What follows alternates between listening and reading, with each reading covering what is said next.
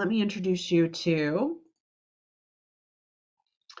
Jennifer Cox. Jennifer Cox is the engineering manager from Tenable, and she's going to be discussing with us why you should leave that exclamation mark in the art of choosing you at work. I'm really looking forward to this, Jennifer. Thank you for joining us today. How are you? You're very welcome. It looks like since I switched rooms, it won't allow me to have my Wicked Six background. So you can enjoy instead my giraffe, who is my celebrity that I usually keep. I like your giraffe. He's pretty cute. Have you At the started beginning of COVID, when we were all that little bit anxious about sharing our screens and having to have the full face of makeup on it, which I don't, but that was a great distraction. People always wanted to look at the giraffe, and it was a nice ease into 8 hours a day on camera. So we'll share that with everybody then today. So it's lovely to meet you, Jessica. I am excited to get going. I'm going to share my screen if that's okay. Absolutely. All over to you. Thank you very much. Thank you. So what I'm going to talk about today, as the heading says, why you should keep that exclamation mark in. So the art of choosing you at work. Something I have a great passion for is, well, all things women in tech, whatever area they're in. I'm in cybersecurity, but I started in tech support and covering pretty much every aspect of technology, from phone systems to servers to networks, the whole lot then from there. So when we talk about the exclamation mark, I think it's a big thing for women. If you even just Google women and exclamation mark, you'll get article after article after article explaining why it's the right thing to do or the wrong thing to do. So before I get into it in great detail, I'll just do a quick little intro on who I am, what I do. So I work for a company called Tenable. It's a cybersecurity company. I've been working in tech now for 16, nearly 17 years, 6 years with Tenable. I have almost always been the only woman on my team in a technical role. That has thankfully started to change. I think the first time I ever worked on a team with another woman would have been 4 years ago. So it's changing, not as fast as I like, but it's getting there. My background is, and the studies are in things like psychology and theater studies, so not even remotely related to tech, which I guess is why I often enjoy doing things like this, getting the opportunity to talk to people and get really involved in what's going on and not always just do the behind the computer stuff from there. So why you should choose this exclamation mark at work. So for a lot of women, the exclamation mark is something that we do automatically, but it's also an apology for our behavior in some ways. So what we do is, why do women use it? We use it because it's a means of expression. I think in the very beginning, we would have used it as a means to make sure that the message we were communicating was the right message. So if we were excited about something or we were angry about something, the exclamation mark came in. If we were saying thank you to somebody, instead of putting a full stop and risk them thinking that you were being moody, we put an exclamation mark in to show people that we were like, thank you, this is great, or hello, because we're expressive people. And it's good to be expressive. It's good to embrace your personality. It's good to be different. I mean, there's a lot of talk at the moment about diversity and the need for diversity in all sectors. But of course, today we're focusing specifically on the tech sector. So if there's a need to be diverse, why would you suppress your personality or suppress your excitement or suppress your emotions and your feelings about things? That's something that we do really, really well. That's something that we do that's really, really important. And that's something that we do that has been seen to change the way the world works, even in the last couple of years. So exclamation marks and emojis, so I picked some of my favorites there. My favorite is absolutely the strong arm. That's probably my emoji of choice at the moment, because I spend a lot of time in chat groups and in sessions with women, and even I just wish we had one on LinkedIn so that I could really express how I feel when I see women succeeding, be it professionally or personally. But that doesn't make me any less of a human or less professional because I use those things. These the expression is something that's important in getting your message across and having people to understand, helping people to understand where you're coming from. It represents your personality, it represents your individuality, the emotions that you're feeling at the time. I don't know if you can recall back when we had text messaging first, and you would be writing a text, you didn't have any emojis, or right before you used to create emojis using colons and brackets. Uh, it was very easy to be misinterpreted in things that you were saying. And of course, we wrote text messages by one letter at a time. Predictive text wasn't even a thing in that stage too. The joy of having things like emojis being introduced meant that I wasn't at risk of being miscommunicated. I think in the past, people have assumed that we're adding all of these exclamation marks and these emojis and these characters to our texts because we somehow need to excuse our behavior or to make absolutely sure people understand us.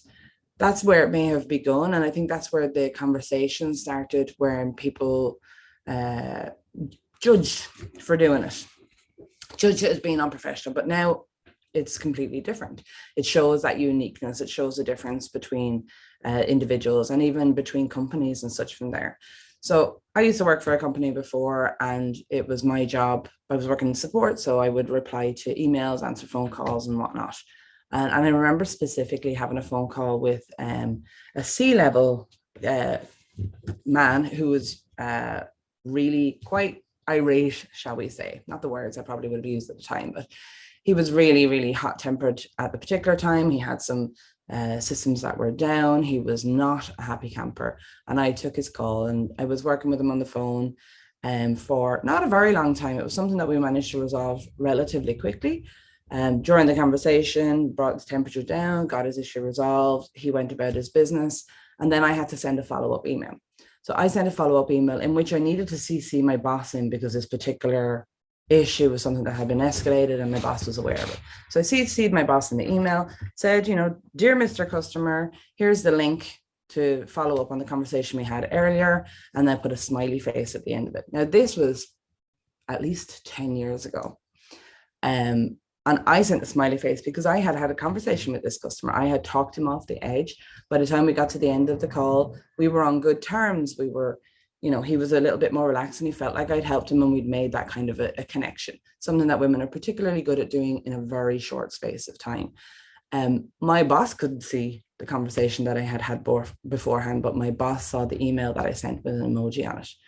Shortly after that, what followed was an email from HR telling everybody never to use emojis or never to use exclamation marks in professional emails after that.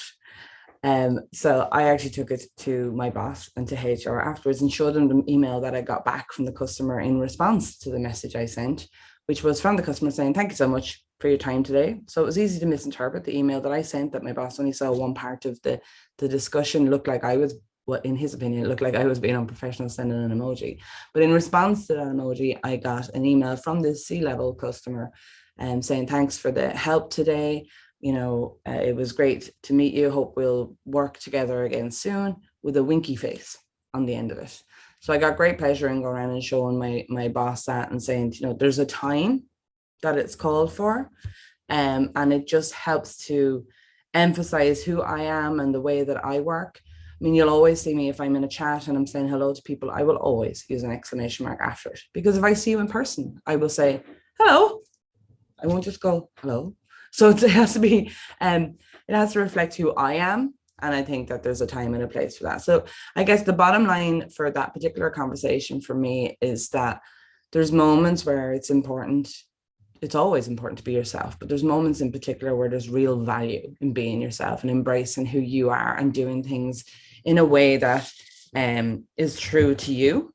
Because at the end of the day, you're employed by the company that you work for because you are who you are. You make good connections with your customers because you are who you are. You succeed in the things that you do because you are who you are. Anybody can be a textbook employee, can be another robot in the machine, but you don't have to be. And the things that make you successful and the things that make you achieve and move on to your further goals in life are those things that make you different. And my dad always says, people buy people. they'll always remember. I'm sure if you've ever been on to somebody about support, or you've ever had a conversation with somebody, be it on the phone or in the email, um, especially an email, if somebody sends something back and it has an emoji on it, you're more inclined to soften to it because they've shown a human side, than if they are sending you an email that says "to whom it may concern" and you're sincerely at the bottom of it. I think the days of using those kind of expressions are long behind us, and there's a true value in being a human being and relating to other human beings in the same way. Then from there, I mean, I see actually in work among my own team. So I have three teams, UK, Ireland, and then I have a team in the States that works globally. And we would almost, at least once a week, we would have entire conversations completely using animated GIFs or memes. And I'd like to say that that's unusual, but it's not. And it's really a great way to for me to express how I am, and for them to express how they are, with and feel relaxed. And it's kind of like recreating the office space when you're all together and you're having a bit of banter and a bit of jokes. It's definitely more true to each of us as individual characters than it is in a typical standard text message. I mean, if we want to have a serious conversation, we take those things away and we have our serious conversation, but we need to also embrace the sides of us that are the most human too. I also find that things like this, using emojis, using exclamation marks, using GIFs, using memes, whatever it is, tend to bridge that age gap. I mean, I'm in my 40s now. I've been working in tech for a while. Well, I've been working for a while. I'm working in tech for a while then as well. And there's plenty of people that I work with that are older than me, not as many older than me as there used to be, but I'm plenty of people working with me that are younger than me. And I find that using these additional tools to help to communicate with everybody sort of bridges that gap and brings everybody closer together. And then when we talk about it being unprofessional, I always think about Colin and Cuthbert, the caterpillars. So for anybody who doesn't know who that is, there's two stores, Marks and Spencer's and Aldi. Marks and Spencer's have Colin the caterpillar, and Aldi has Cuthbert the caterpillar. And if any of you have been following it, even just Google it, you'll see plenty of articles on it. You'll see the Twitter conversations. There was a court case where Marks and Spencer's took it against Aldi because they said they copied their caterpillar. That may or may not be true, but what followed from there was some really entertaining conversations on Twitter, on the professional business account Twitter of Aldi and business account Twitter of Marks and Spencer's, and then of all the other retailers that got involved in the conversation too. I mean, we all know how famous Wendy's is for their kind of conversations, but with this particular example, there was lots of expression and jokes, and it made the company more human and people related to the company more. And I don't think that there's ever any harm in that. I found one little tweet, I had a look at it this morning. And there it is, where we have the Marks and Spencer's. Aldi asked Marks and Spencer's to get on board and do a fundraiser, a caterpillar fundraiser. So they were basically bringing back Cuthbert after the court case. And they said for everyone that they sell, they were going to donate the proceeds to charity, and they asked Aldi to get involved. So Aldi couldn't resist the urge to bite on that one, still not letting them have their Colin caterpillar cake, but winky face. So, you know, when this is following a court case, they could be seen to be being really serious and bitter about the whole thing. That winky face changes the tone of the entire conversation, makes Marks and Spencer's human, makes Aldi human, makes all of the people watching it human, and suddenly everybody's on the same level. It's no longer me and the big business, it's all of us together as a part of this conversation. And I think that's invaluable, and that bridges the gap between businesses and individuals, between age, between interests. It doesn't really matter. Everybody gets closer together, and everybody got on board with the Colin the caterpillar cake war as such then from there. So let me go to my next one. One sec. Oh, so this, you're probably going, why do you have fireworks on screen? What I wanted to do, I'm a big believer in having slides that don't have a lot of text. I always think pictures sit with people a little bit better from there. And this, for me, I was trying to find something that represented somebody's individual light. So what I wanted to talk about in this one is that you do you. It's really important when you want to succeed in your career. You want to do well, professionally or personally, but we're talking about professionally as such today, is that you see the value and keep the value in the things that made you got you to where you are so far and will continue to get you further down that line from there. And that is you.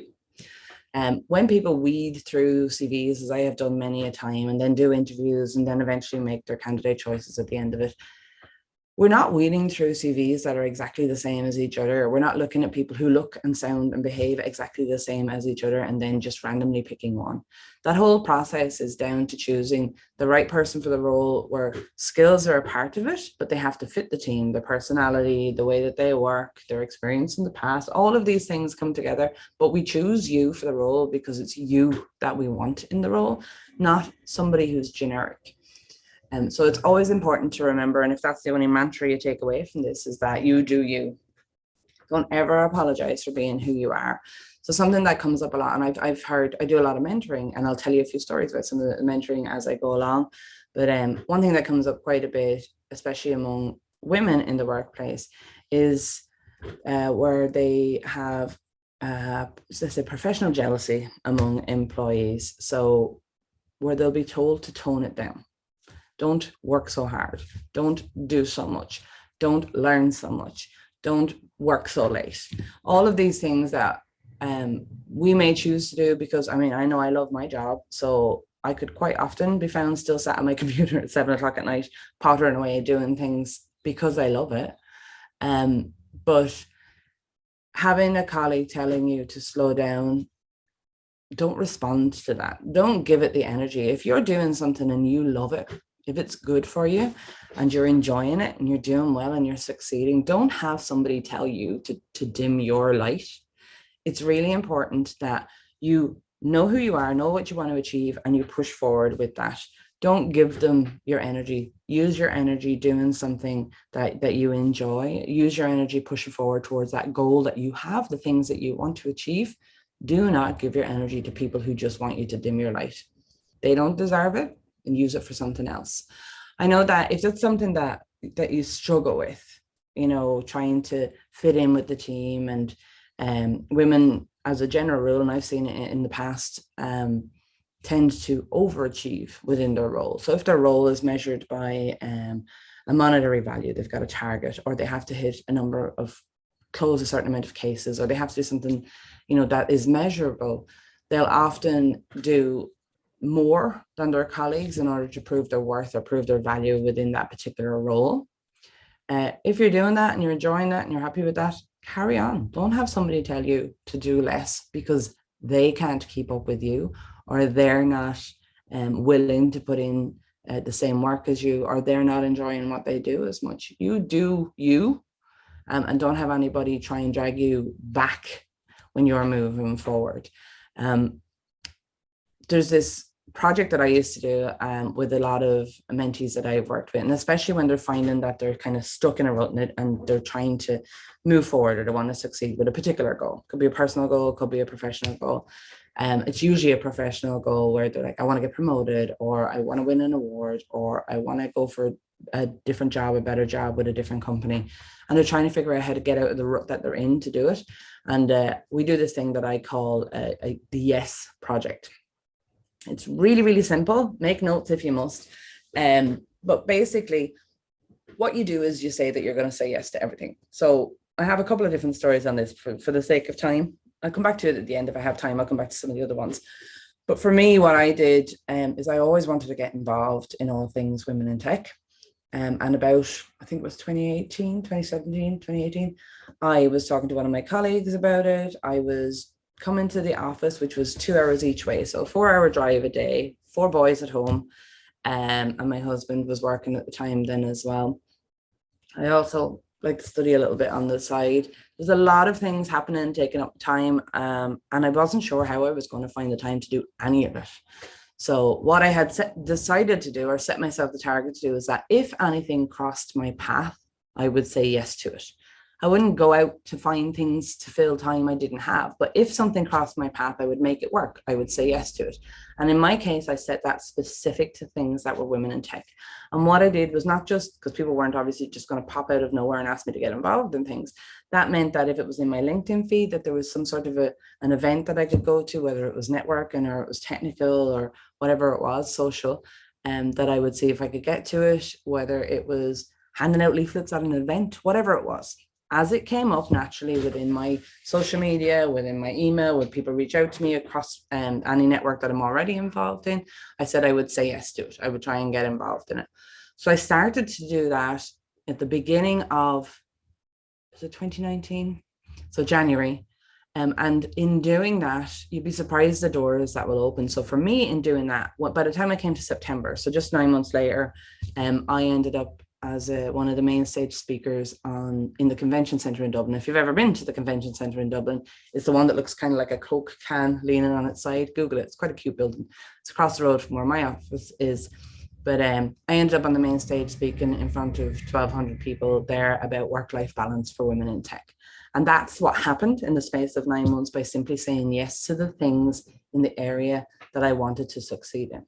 I have seen people, I have a colleague who's really quiet and really shy. I've mentored both men and women, really quiet, really shy, have been working in the same role and not a featured role, shall we say. It was in analytics. So generally, I'm sure you don't all immediately go, who works in analytics in our business? Whereas if it's somebody in marketing or somebody at the customer forefront, you'll think of them straight away.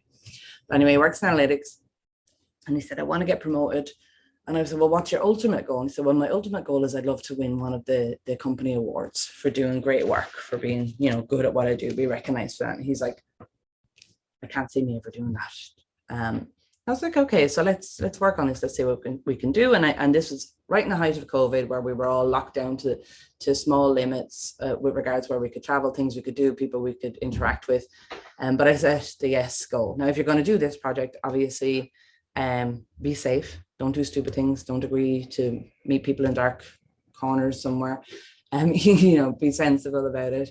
But this particular individual then said, we had agreed that anything that comes up in work, you get asked to, they need somebody to cover a meeting, they need somebody to create a document, they need somebody to get involved in another project, albeit not related to your role, but any of these things that come up, that he was going to say yes to it. We started slow. We started with teeny tiny things because he was so intimidated by the idea of where it may go. And then we built it up from there. Within 18 months, this individual had a promotion, and on the 18-month mark won his award for his work that he does. And then he was just on the cusp of his second promotion at that stage. It's a teeny tiny change. But it can make such a massive difference to your ability to succeed. And it keeps you just that tiniest bit outside of your comfort zone all the time. Not so much that you're going to be terrified every day, but just enough that you're going to grow every day. And like I say, I call it the S project. I think it's a really simple thing to do. Once you have a very clear goal, it's easy to know what you're saying yes to. And I'll give everybody my contact stuff at the end of this. So if they've got any questions about it, they can get in touch. Okay. So I want to go from there then onto imposter syndrome, because what I've discovered a lot when I'm talking to people, especially in mentoring, is that this comes up for everyone. Doesn't matter if you're at the beginning of your career or whether you're at the height of your career, everybody suffers from it. And more importantly, I used to think this was just a woman thing. I always thought it was just me first, which I think everybody feels like that. And then when I asked all of my female friends, they say they feel it too. But I'm one of 6 children. I have 2 brothers. There's only 3 of us that work in tech, me and my 2 brothers. And I always thought, because my brothers love to swan around the house like they own everything and they know everything, that this wasn't something that was a problem for them.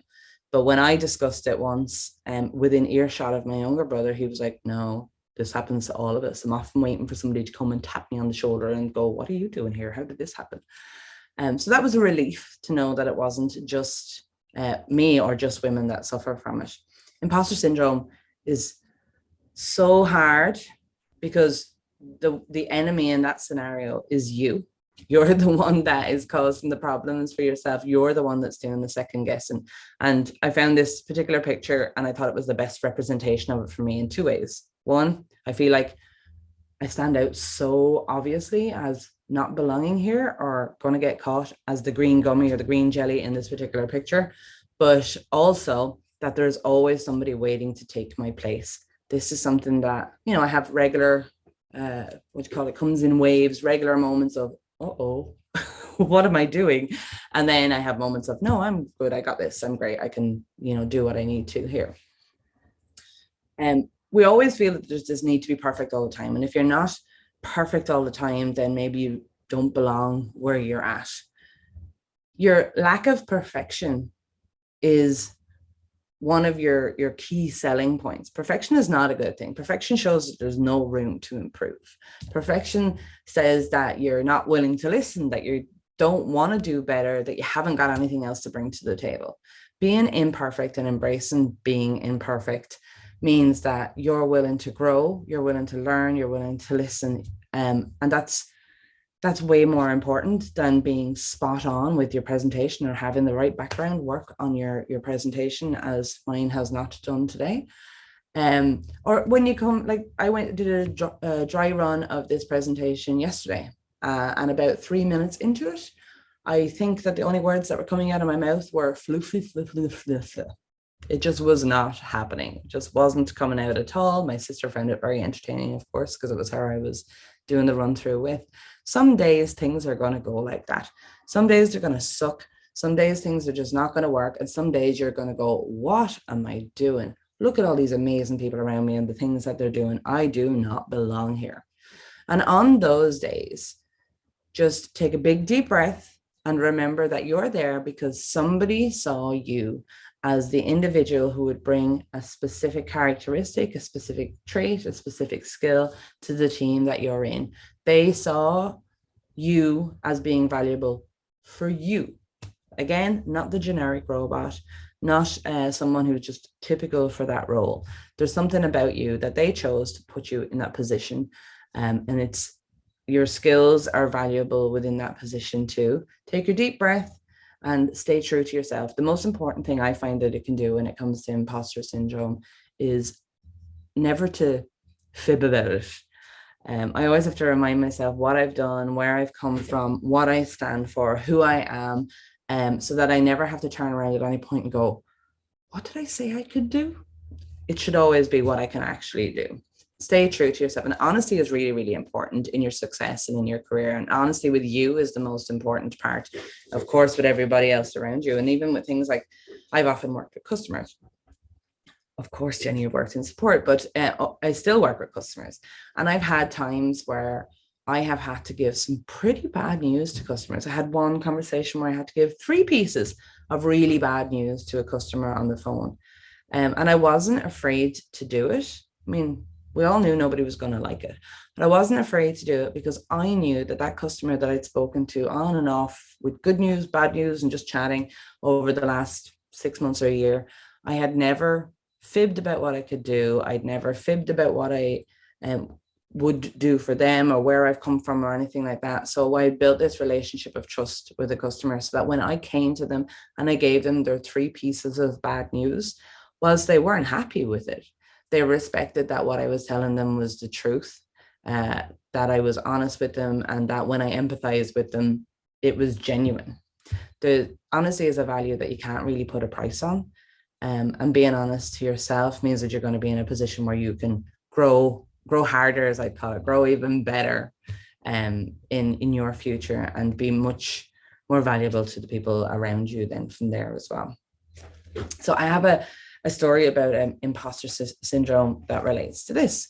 So I love to, especially when I'm working with mentees that are working on presentation skills, I love to use this slide.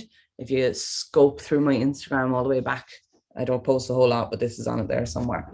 And I always ask them, what do you see in this picture? And people will say, I see like really colorful slides. There's some damn big screens. That's a big room. There's a lot of people in there. They seem pretty engaged. Everyone's looking forward. Nobody appears to be on their phone. Person on the stage is looking kind of relaxed by the posture that's there. Must be a pretty big room, 2 mics set up front and back. They'll give me all these kind of practical descriptions around the room.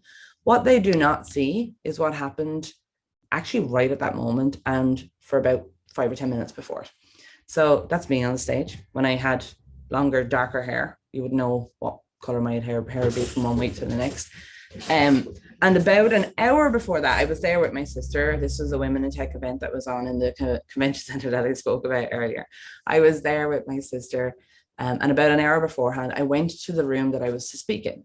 So when I was given the name of the room that I was to speak in, I looked it up in the convention center so that I could see what the room looked like, get an idea of the feel for it before I got there, get it straight in my head of, where the monitor would be, how many people would sit where, which room I'd have to move around, all of that kind of stuff, just so that I felt ready for it when I got there. And when I got there, I went to the room to have a look. And when I went to the room, I was looking at the timetable outside, and my name wasn't on the timetable. And I was proper confused, but didn't think anything of it. Went off, did workshops, listened to other talks. And then about an hour before the talk, I wandered upstairs to see what was happening in the main room. So this is the main auditorium, seats about 1,200.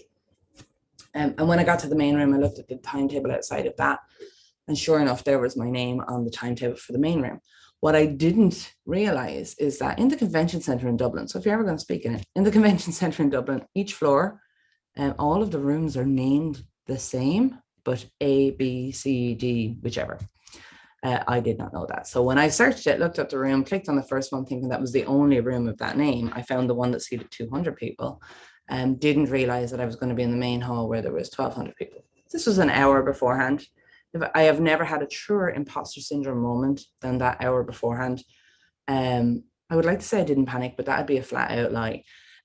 So my sister was great. She was like, look, it is what it is. I've obviously been in theater years and years ago. I've done embarrassing things on stage. So this couldn't be, it was not going to be embarrassing, but I definitely had moments of panic where I thought, I'm going to be on a mic. Look at those screens. They're even bigger than me. They're huge, and things like that. When it came to going, I was in denial for 55 minutes solid. Then I went into the room and I went to the tech at the back of the room and told them my name and said, you're supposed to be here getting mic'd up, getting ready to go. So then there was a bit of a flap and a panic. They were stringing a mic up the back of my shirt. I handed all of my stuff, my handbag and my cue cards and everything to my sister, who went off up to the front to be there. So I had a friendly face to look at.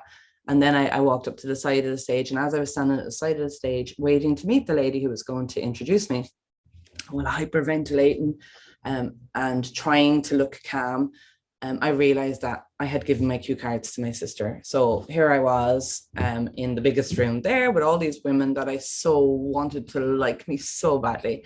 And I hadn't even got my cue cards to do my talk.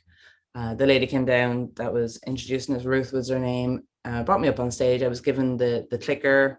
I had never been mic'd up for something like that before. I had never even used the clicker before at that stage, let's not lie. But the clicker thankfully said forward, backwards. Clearly they were expecting people like me to be in a blind panic on the stage. Got on the stage. I think I spoke super fast and hyperventilated a little for the first 10 seconds, and then spotted my sister and a couple of other women who made some great eye contact and smiled. And hence, like, why wouldn't you be involved in all things women and women in tech? Because we're just the best crowd of people. And then got over it. But the worst experience of imposter syndrome, right into the moment that I clicked the first slide, from the moment that they mic'd me up, I literally thought, this is a mistake. Somebody's going to come out and somebody's going to say, what are you doing here? But it wasn't at all. And I got up and it went well. And I do have a video link. I must download it and put it up on the YouTube page just to give you a giggle, because if you watch the first 10 seconds, you can see that clear panic. And then I got over it and then it was fine then from there. But everybody does it. It doesn't matter how calm somebody seems or how many millions of people they've spoken in front of. Everybody has imposter syndrome. So whether you're sitting at your desk and you're in your very first job ever, or you're at the height of your career, this is something that everybody's going to feel. So worth, this is another big thing for me with worth. When I began mentoring, something I was really excited to get involved in, found some more time for that because COVID happened, which meant I suddenly didn't have to travel to the office. So I had 4 hours a day. Ooh, what will I do with that? So I got involved in mentoring. And I've met many mentees who wanted to learn a technical thing or improve a skill with X, Y, and Z. And we ended up over the time that we worked together, in about 90% of cases, working on people's self-worth. And I say that like it's a little bit sad. It is a little bit sad that there aren't more skills and more tools at a younger age for people to feel their sense of self-worth when they become adults, or when they're in college and they're studying. Why aren't we doing classes that also teach them about how to own their own worth and own their own value from there too? That aside, it's one of these things that we work on quite a lot. So I have a few little kind of tips and maybe a little tiny challenge or two for people who want to work on this thing that are completely doable, absolutely doable from here. One of the things you hear a lot about when it comes to women in tech is that we do not apply for the jobs unless we tick all of the boxes. And it's so true. As a hiring manager, I would see CVs coming in from dozens and dozens of people. At the moment, we have an internship open, but the men will always apply regardless of whether they tick the boxes or not. In fact, I've had men apply for roles who have absolutely nothing that's relevant to the role that they're applying for, nothing, but they'll chance their arm just to see if you'll look. And as a general rule, we end up looking at their CV anyway. So they are getting some of the time, and they are sitting somewhere here back in my memory. So if I come across a role that is relevant to them, I might reach out to them. And we've done that in the past. And we always see less applicants from women. I'm heavily involved in all things women in tech, and even for roles within the company that I work for, or roles that are under my remit, that I specifically say are under my remit, I still only get 2 out of 24 that are female that apply. And the 2 out of 24 will tick all the boxes. I will never get women that will chance it. Now, I've had an experience where I worked with a mentee who was applying for a job, and she was saying, I'm not getting any responses. Nothing's really happening. And I had a look at it with her, and it turned out, I said, why are you applying for positions that are below or the same as where you're at? Why aren't you applying for positions that are up? I knew she wanted to get out of her job, but she was like, because I don't have all those skills. So we sat down and we worked through it, and it's all about how it's phrased, really. I explained some of the things to her, and she does have the skills. She just didn't always realize that's what they were called. So anyway, and with a little bit of gentle bullying and pushing, we got her to apply for 3 roles that she wanted in 3 companies that she liked that were up from where she currently was. She wasn't getting any responses from the roles that were the same level or lower, and couldn't understand why.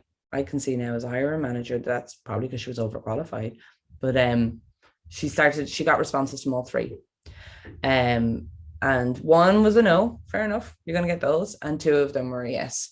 So by taking the chance and applying for things that she didn't think she should apply for, she ended up in a position where she had to decide which of the 2 companies she wanted to work for, because both offers were on the table.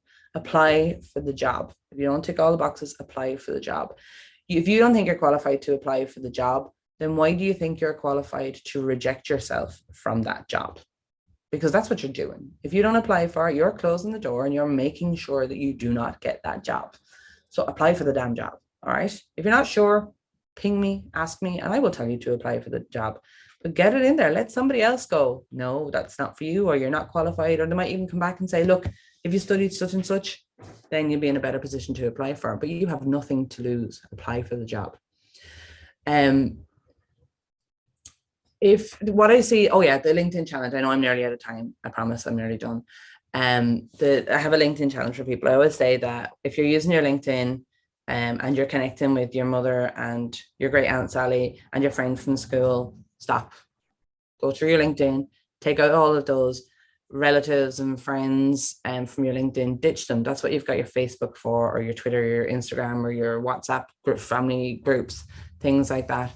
Get rid, because they're affecting the algorithm for the news feed and such that you have on LinkedIn. LinkedIn is a really great profile once you get smart about how you use it.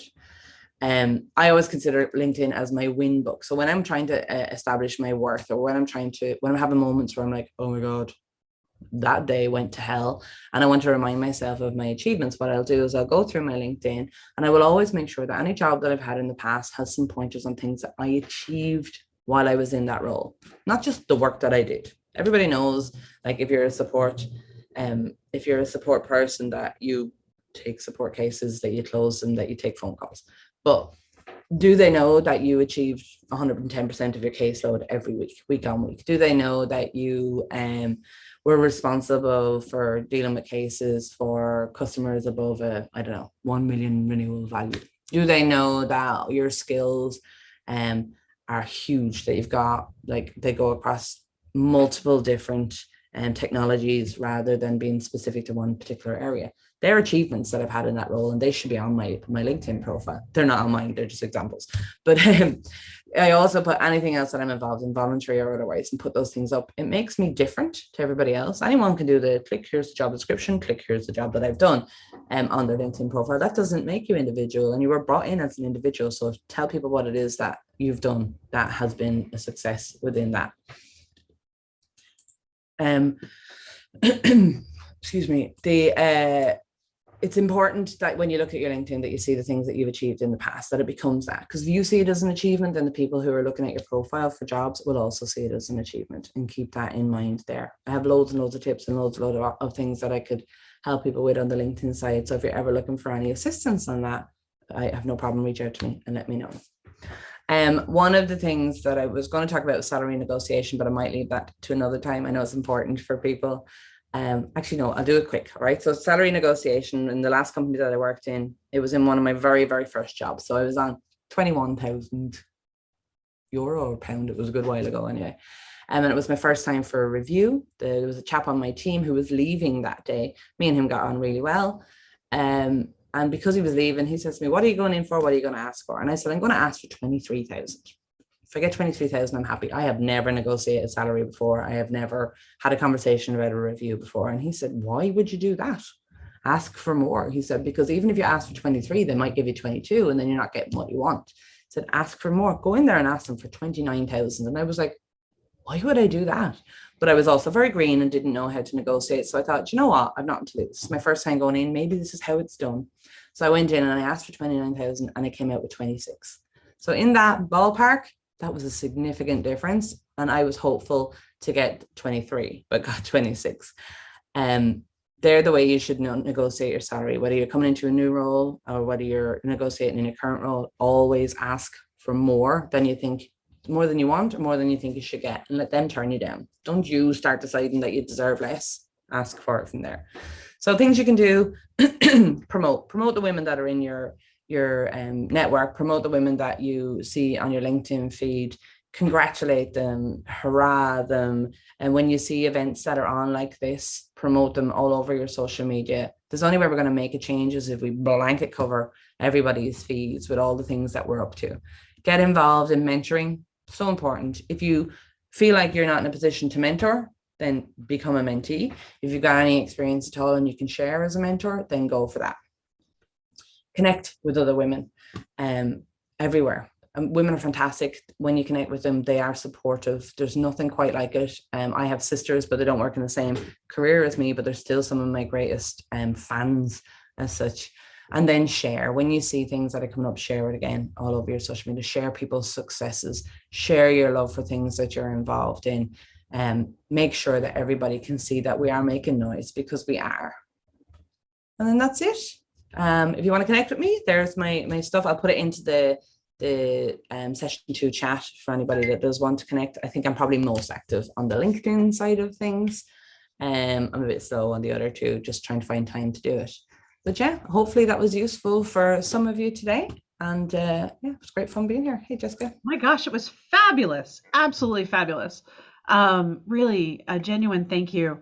You know, the best part I think of having these wonderful talks, Jennifer, and then being able to use Discord is like we get to like talk with you. We're like, yes, yes. So